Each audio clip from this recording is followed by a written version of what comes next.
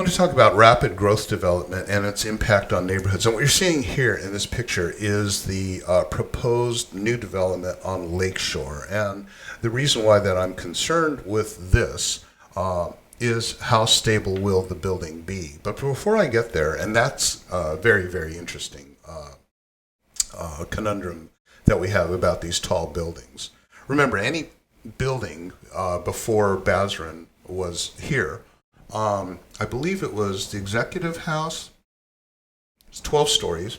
It's on Pandozzi and Harvey. It was the tallest made. And because when I talked to people, I said, why don't we have bigger buildings? I'm just kind of curious, why are all the buildings so low? And one of the engineers told me it's because Kelowna is on water shelf. And what a water shelf is basically there's the land and there's still some lake underneath it. Okay, so this land is extremely unstable.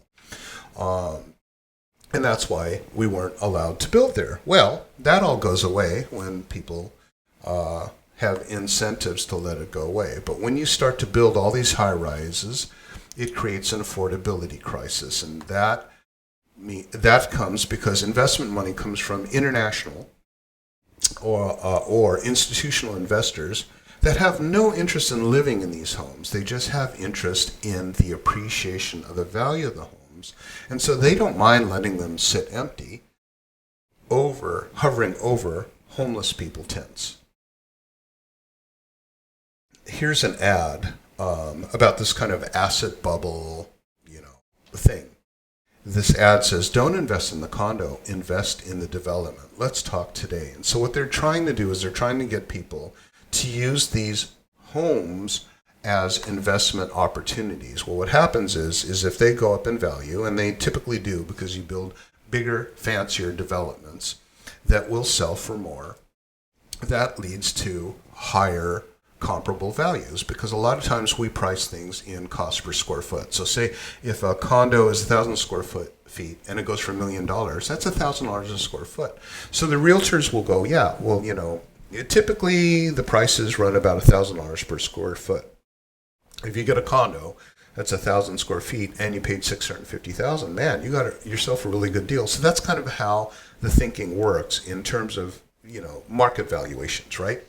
So, and then you add on top of that, we had quite a bout of inflation right now. We're kind of in a very, very rapidly growing, historically growing inflation situation. But also 2 years ago, we had a huge spike in lumber costs. So my friends who were builders had to either curtail on their developments or abandon them completely because of the cost of building. All of these things are asset bubbles, and they lead to a market crash. And where does that leave the neighborhood? When all these international institutional investors who are protected by family trusts or corporations or syndications, so they lost their money. They have money in other places. They leave these shells of buildings, and we had quite a bit of shelf abandoned buildings right now. At Big White Ski Resort, we had a casino where they built the ground, and then they ran out of money, and now we just have this big ugly hole. Same thing that happened on Water Street. We had this proposed Westin Hotel, and it ran out of money. And so all of these proposed developments, including the new 42-story building that's supposed to be in the middle of downtown Kelowna, it could go under, as many things do. Especially right now, we've got interest rates that have doubled in the last couple of years. That's going to hurt. But back then, this is back in March 29, 22, investors pouring money into hotels in Thompson, Okanagan, and that was kind of what was going on. Now we are in a situation where, because the banks have raised the interest rates nearly double, that causes prices to crash. And this has already started to happen. It says Kelowna home prices will likely drop a total of 15%. in an interest rate jump like that, it's affordability. The mortgage broker will look at how much you make and they'll tell you how much you can afford. If interest rates are double, they'll say you can only afford half of that. So now the people who are in the market for $1 million home can only buy a $500,000 home. That means that the people who are trying to buy the $1 million or sell the $1 million home have half the customers. And word is out that if they buy, prices are continuing to drop because we are now in a buyer's market. So that is absolutely going to impact the future. And we can thank overdevelopment in the city for that to happen. In fact, 59.9% of the readers are not in support of building more high-rises, but they are coming. And why are they coming? Because West Core has, how did I count, 4 or 5 or 6 of them? And they contributed to Bazran's campaign and 5 of the council members who voted yes for their projects, but 2 that didn't get the money. Maybe they didn't take the money, whatever it is, they didn't get money, they voted no. And the city planning people all said don't do it. And yet these Bazran and the council members, the ones that voted yes, did that. And now these projects are going up in an economy that is on the precipice of collapsing. Now, I want to talk about One Water, I think it's called One Water Street. It says a massive amount of dirt making way for towers downtown. I think I took photos of it. So what happened is I used to have a home on Sunset, which is right next to One Water. And what happened was it was built in a way that was not legal. The parkade was collapsing and things like that. So we had to not use our own property for 2 years while they had to rebuild the property and make it geologically safe. So to my surprise, One Water Street was built. Now here's the thing that's kind of nutty about that little area. There's a corner on Sunset and I forgot what the other street is, but it had a massive mound of dirt. It was probably 10 stories tall and so much dirt that came in and sat on top of this mound. And I used to ask people, because I lived on that street, hey, what's up with this mound of dirt? And they said, well, this is called compacting or something like that. It prepares the land by weight loading so that the land underneath is more compact and therefore can hold a tall building. Well, that's all fine, except for the situation where if you're sitting on a water shelf and the water underneath, the land underneath you is unstable because there's water underneath you, then that could cause quite a bit of a problem. And one of my friends actually lives in One Water, and she said that her closet door won't open, and the front door is getting more and more difficult to open. That's a sign of a building that's starting to sag. I'm not saying it's sagging, but I can't see how it's not going to, because there was that massive dirt pile was in preparation for a Westin hotel, which was quite a bit. I think it was only 12 stories.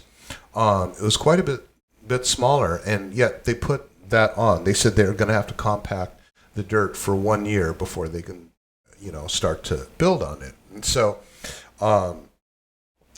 they said such an accumulation of dirt is used to compact land before a high-rise is built. Usually the compaction process takes a year. Now check this out. Despite this pile being there 12 times as long, 12 years, it did little to compress the site. And then the project manager of One Water Street said, we'll have to put a lot of steel piles 150 feet into the ground so that we can build high-rises on it. Build high-rises safely on it. Such piles are the second option to shore up ground to support high-rises. Well, that's quite interesting. So I emailed James Kay, who's running for city council. Seems like a really nice guy. I asked my friend Ron Cannon, who's also running for city council, and he gave a thumbs up to James. James was a civil engineer, and I asked James about the feasibility of these tall towers. And I reminded him that I remembered that they were going to build the Westin, which was, I think it was 18 floors or something like that. They had to compact the earth for a year before they even built it. And I thought, how come all of a sudden you're building multiple high-rises on this land that couldn't bear the weight before on a building that was a fraction of the size and the height? And So he explained it to me. He said, "You are right. There are some areas of Kelowna, like the Korea Orchard Park, that have exceptional soils and can support much higher buildings. But there are some areas, like Clement, so Clement and Sunset is the corner where one water is. There are some areas like Clement and the waterfront that have terrible bearing soils. It is a legitimate concern." And then I had a follow-up question. I said, "Was one water place on piles?" There was an article in the news where the project director, Roger Camacho, said he'd need 150 feet of piles to build on it. 150 feet of piles. Piles regard pounding. If you've ever heard a pile driver, it's whoosh, whoosh, whoosh. You can hear it from miles around.